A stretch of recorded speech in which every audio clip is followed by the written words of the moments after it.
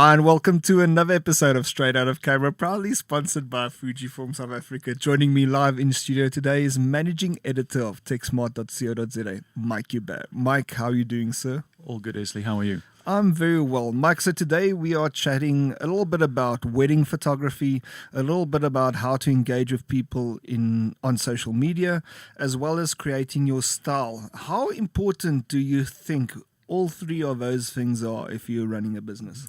Talk about a loaded question, isn't it? Yeah. Let's talk about style. I think if you're starting out in photography, it's very difficult to create your own style. Sure. You have to try and kind of like grab here and grab there and see where you fit in. But I think at the end of the day, the more photos you take, the more you'll naturally develop towards a certain type of photography. And also, of course, I mean, your lenses starts playing a role. I mean, we're talking to Dylan Kinn, and he had chatted a little bit about how he uses prime lenses. And I think if you start using prime lenses, for example, and not use zoom, then it's also, you start seeing things in a certain way. Also, probably important is the fact that if you can base yourself around a community of photographers that can sort of not influence you, but actually help you progress your style, or give you feedback on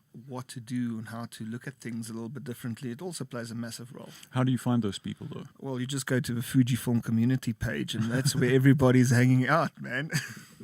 But coming back to social media, it's important to not just post, but actually engage and follow the right hashtags. Yeah, I suppose. Lots of people spending lots of time on Instagram, but it's also perhaps not just posting, also engaging with people, right? For sure, but there's a lady that I'm sure we're going to have quite soon, Judith Bell, on our podcast, and she reckons that predominantly most of her wedding work is coming through Instagram. So I think, especially in the wedding market, it might be that the brides are on Instagram, on Pinterest, and that's where you need to be if you want to be a wedding photographer. Well, we're going to chat to Dylan Kinn about that a little bit later, so yeah, for sure. You're listening to brandlive.co.za, an industry first in the world of internet radio. Not only are we an internet radio station, we are an internet radio platform for your brand. So why not expose your brand to potentially thousands of listeners and improve your customer relationships and brand equity with podcasts and live broadcasts? Be sure to check brandlive.co.za for more information. brandlive.co.za, harnessing the power of internet radio. Dylan Kinn calls Cape Town home, but travels the world to shoot couples, weddings, and elopements. Dylan loves telling stories and capturing the intimate moments in between shots, with his style influenced by a photo documentary and fine art. On a side note, Dylan also has over 10 years of experience in the web and online media space and creates websites from the ground up. Dylan, welcome to the podcast. Thank you. Thanks for having me here. I want to ask you about a quote that I found on your website, and it says, "I don't do cheesy and posed photos, just natural, authentic, real moments captured." How do you capture authentic moments? Yes. So over the years, I've been changing my style and really kind of perfecting the documentary kind of style. So I really love just capturing authentic, candid moments, moments of weddings, even at engagement shoots of just little things happening. So, I mean, you have to really just be aware of your environments and you have to just observe a lot. So you have to become an observer instead of kind of directing people and making them do poses. You just observe the situation, and you'll find that things just naturally happen. And then you just have to be really quick. So you have to know your gear very well. It also helps if you have gear that's super easy to use and it's very intuitive. For the listeners out there that perhaps are not familiar with the current styles happening in, for example, wedding photography, where this documentary style is actually something that is growing and there's more demand for, can you quickly just tell them what this is all about? Yeah, sure. So the documentary movement is very much about capturing raw, authentic moments at weddings, where things are more unposed. So it's very different to the traditional kind of wedding photography where everything was very posed. It would kind of be a whole production with lots of lighting. You would have like 2 to 3 photographers at a wedding day. This is much more unobtrusive. Trying to capture the kind of story of the day, actually. So from my side, I'm trying to tell the story of the actual wedding day and of the couple. So it's very much less contrived, and yeah, so it's very much about observing and telling the story. In a sense, it's also much more real, isn't it? Yes, definitely. Maybe for our listeners, I mean, I'm looking at your Instagram handle, and I can see you using quite a lot of sort of wider lenses, like the 23mm 1.4 in your documentary images. Maybe just give our listeners some sort of tips, what to look out for, or how to shoot, what gear to type. No, let's try that again. Sorry, I'm making mistakes. Okay, so Dylan, looking at your Instagram handle, I see a lot of sort of wide angle type shots, a lot of 23mm documentary style images. Maybe you can just talk a little bit about your process to our listeners out there. Yeah, for sure. So over the years, I've been refining my style, as I said. And I mean, when I first started, I started on a DSLR entry level. I went out and bought a nifty 50mm lens, and I was shooting everything with that. And I found it was very clinical. You couldn't really get a lot of environments. And over the years, I've just realized that shooting wider with wide angle lenses just allows you to capture more of that story and those kind of documentary shots. If you look at a lot of the street photographers as well, they're using more the kind of 35, 50mm full frame equivalents. So with the Fuji system, I've been using the 23 1.4 for all of my wedding work. And I also use the 35 1.4 and the 56 1.2. So I only use those 3 primes. I don't use any zoom lenses. Just keeps it very small and compact, the system. And generally I shoot with 2 bodies. So I'll have an X Pro 2 with one of the lenses. Probably the 23 1.4 on the X Pro 2. Mm-hmm. And I'll have an XT2 with the 56 1.2. With those 2 focal lenses, it just gives me a lot of great options. So yeah, I can get really nice wide shots, and then if I need to get like close up, I can switch over to the 56 if I'm not close enough. But generally with the wider angles, like the 23mm, it does kind of make the viewer feel like they're there, if you know what I mean. Mm-hmm. Yeah. What do you get from the X Pro that you don't get from the XT? The hybrid viewfinder, definitely. I love using that optical viewfinder, especially for documentary and reportage kind of photography. So I put that on when I'm looking for moments, and it just gives me a wider scene, so I can see things happening very, very fast, and then I can capture those moments. Give us a little bit of a background story on how you got into photography, because, you know, when you start off, you tend to buy zoom lenses. A lot of people are buying like the 16-55 2.8. You don't just necessarily start off with fixed primes. So there must be, you know, I believe there must be some background. You either formally studied or you spent some time viewing YouTube videos and getting into it. So yeah, please share with us. Yeah, definitely. So I'm originally from Joburg. I lived there my whole life and I was born there. And then I moved to Cape Town with my wife about 5 years ago in 2013. And when we moved here, that's when I kind of fell in love with photography. I went and bought the entry-level camera. I had a kit 18-55 Canon lens, and I had a 50mm, and I was just shooting everything with that. And eventually some friends asked me to do engagement shoots for them and couple shoots. And I said yes, and I really fell in love with it. And then it basically just became an obsession. And from there, I was just looking at tutorials. I was watching YouTube videos. One of my favorite YouTube channels was Digital Rev. Yeah. Very, very entertaining and super funny as well. Then I just got obsessed and I was just researching and I was reading a lot of stuff online. I actually ended up buying a full frame Canon with a 24-70 zoom lens because that's what all the wedding photographers were using. Yep. And I was renting the 70 to 200 as well initially.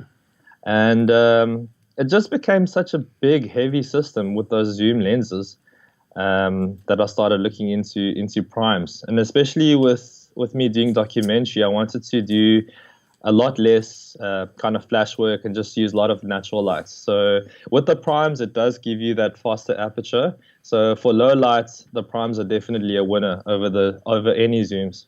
You don't find it restrictive? No, not at all, especially if you're shooting with two bodies. Oh, sure. Yeah. Yeah. Why did you go for the wider lens on the X Pro? As I said, because it has the hybrid viewfinder. Yes, So when I'm using the optical, the wide angle looks really nice, and especially to capture those kind of closer documentary shots. You also do film photography, right? Yes. What do you prefer shooting? I Film-wise? Black used or to white, love.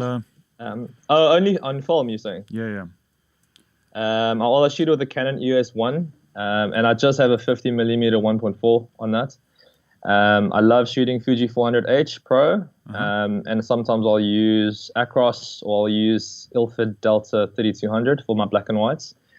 I sometimes use Portra 400 as well for my color work, but generally I only use Fuji 400H Pro. It's an interesting one for a digital photographer to go back to film. Because you often hear a film photographer switching to digital and then eventually moving to film back again. Why the decision to go for film? Did you try it out? Did you experiment with it? Or I mean, when I was reading and researching, I saw a lot of guys using film, and I found a wedding photographer named Jose Villa, and I really loved his style. And he was shooting film Fuji 400H Pro, and I thought I'd give it a try, actually, just because his work looked really nice, and I was trying to kind of emulate his kind of color and his style. I found a Canon EOS 1 in Joburg from an old lady, and no one shoots film a lot these days, so you can get them very cheap as well for the cameras. I picked it up for very cheap, and I bought some Fuji 400H Pro film, and I took it to one of my weddings, I think 2014, one of my first weddings, and I shot a mix of film and digital, so it was hybrid. And when I got the film back, I was just in love with it. Talk to us a little bit about a post, because I'm on your handle, Dylan with Annie, and your color tonal range on the post are very similar. Is there a specific sort of color style that you're looking at when you're shooting, or a specific sort of color grade that you post to? Yes, 100%. So just a quick correction on the Instagram handle as well. It's Dylan with an I, not Dylan with Annie. So just so you know. Flip! Sorry. Sorry. Oh, my bad. Okay, let's rephrase that question, because I'm like, Annie must be your wife. I was also thinking, who's Annie? Okay, so sorry, man. It just you should have fixed me in the first place. Okay, so let's try that again. So on your Instagram handle, Dylan with an I, I see that the images have a similar tonal range, which I think is beautiful, because a lot of Instagrammers or Instagram posts are so differentiated. No, let's try that again. Okay. So on Instagram, I'm on your handle, Dylan with an I, and I see your color tonal range on all these images are very similar. Is there a specific way that you shoot to create this, or is there some sort of post sort of gradation tool that you utilize to get this image quality? Yes, definitely. It's so important for me to have all of my photography have a similar kind of tone and have a similar kind of look. So I generally keep all of my film simulations on my Fujis to Pro Neg High, which has kind of a similar look and feel to the Fuji 400H Pro film, actually. I'll use that film simulation as a starter, and then I'll just tweak the images from there. You are also a web developer, and I had a look at your website. It looks amazing. Beautiful photos on there, but a very simple style to scroll through your photos and to see what you can offer. If you were to say, what's more important, your Instagram or your website these days? Definitely Instagram and any of the social platforms.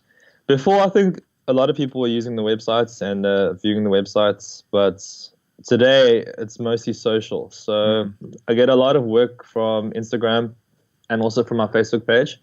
And there's a lot of interaction as well on those Instagram and Facebook pages.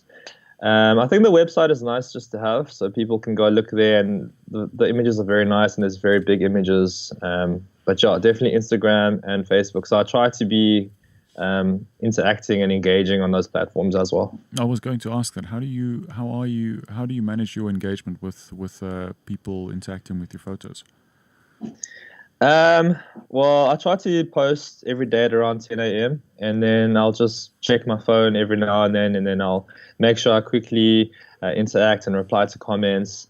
I'll also look at hashtags on Instagram and then I'll also engage there. So I'll look at relevant hashtags, wedding photography South Africa, Junebug, all of those kind of hashtags. And I'll kind of get in there and also just start conversations there. Okay, so it's also about interacting with other people, not just interacting with those people that interact with you. Yes, no, definitely. I've gotten work even like that, just by looking at hashtags and just jumping in and starting conversations with people. And yeah, I've gotten work like that, definitely. Yeah, I think it's more important to interact than actually just post images. Okay. It is really important. I see you also provide a beginner's photography workshop. Yes. Tell us a So little I've been bit about planning that. this for a while now, Okay. and I've finally decided to do it. And yeah, so I've booked a location in the Cape Town CBD. Yeah, it's going to be about 3 hours. And yeah, it's going to be helping a lot of people. A lot of people have been requesting me to do it, actually. And will this be like monthly, or how are you going to plan this? Well, this is the first one, so I'm going to see how it goes. If it goes quite well and there's more of a demand, then I'll probably run more of them. And tell me, just out of interest sake, I mean, I'm a PE boy moving to Joburg. Why would a Joburg boy move to Cape Town? Without a So girl, basically, that's my why. wife was studying here at UCT, so she's originally from Joburg as well. Okay. And yeah, we started dating and we were doing long distance. And I came to visit Cape Town a couple times, and I really fell in love with the city. So both of us really loved Cape Town. We were both living in Joburg again for a while, and eventually, after we got married, then we immediately moved here. I want to go back to your couple photography and wedding photography. It's often so difficult to get a decent pose out of people, and now what Yeah. you're actually demanding from your clients is something more intimate. It's almost like you're capturing them off guard, but Yes. in a way you're not, because are you still directing them to do certain things, or how do you find Yeah. that moment that you capture documentary style? So I mean, in all of wedding photography, there's always going to be a little bit of posing. So with the family formals, that can never be documentary because you have to kind of direct them and get those formal shots. So yeah, I do direct them for those shots. For the couple shoot, traditionally you would be posing them a lot. And that's how I started as well. I was posing the couples and I was looking at Pinterest and copying poses and that kind of thing. And now, because I'm focusing on documentary, what I'm doing is actually I just take them out to a beautiful spot, a beautiful location with great lighting, and I'll just say, go have a walk. And I'll just kind of follow them and just document them being together. I also ask a few questions. So there's no posing or anything like that. It's more like, when did you know you loved each other? And they will kind of look at each other and I'll start talking, and then I'll kind of forget about me that I'm actually there. So Especially with the Fuji system, because the shots are so quiet. So I'll kind of just forget that I'm there and I'll just snap away. Generally, I shoot very fast as well with the couple shoot. So I'll shoot about 15 minutes to half an hour instead of the usual hour to an hour and a half where the photographer takes the couple away for like super long time. Yeah, I prefer the couple interacting with guests. So I always encourage them to hang out at the canapes, interact. I love getting those kind of shots. And then we'll do a really quick kind of couple shoots. And a lot of my couples are really loving that now, actually. Tell me about destination weddings.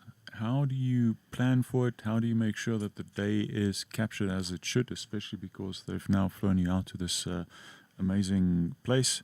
How do you ensure that everything is captured on the day? Yeah. So I generally have two camera bodies, as I said. And especially with the X-Pro 2 and X-T2, it's so great that they have dual card slots. Before I was shooting with the DSLR and it only had one. So I really do have peace of mind now. And I just make sure that I have my two bodies ready. I've got all my lenses ready. I also have my hard drives and my MacBook, which I take with me to destination weddings. So immediately after every wedding, then I back everything up to 3 locations. So 2 different hard drives on the MacBook, and sometimes I'll leave it on the SD cards as well, and then use fresh SD cards for another wedding. Yeah. Do you do research beforehand of the destination, of the wedding venue actually? Oh yes, 100%. So depending where I'm shooting, I'll research the area, I'll research the venue, that kind of thing. I don't really look at other photographers though, so I don't say like if I'm going to shoot in Limpopo, I don't say Limpopo wedding something, and then look at their style. I try not to look at other people's work, although it just kind of influences your own work, and then you just feel bad about your own work, and it's a whole cycle, you know. Is there any international photographers that you sort of look up to in your genre? Yeah, definitely. Kevin Mullins has probably been one of my biggest inspirations for documentary wedding photography. So he's based in the UK, and I think he was one of the original guys who got into the Fuji system. I think he was shooting on the X-Pro 1 and all of that initially. Yeah. I met him, super nice, humble guy. Oh, okay. Yeah, he's amazing. He's got some amazing work. What's really great is he shares a lot of his stuff as well on his website. So he shares all of his techniques and all of those kind of things.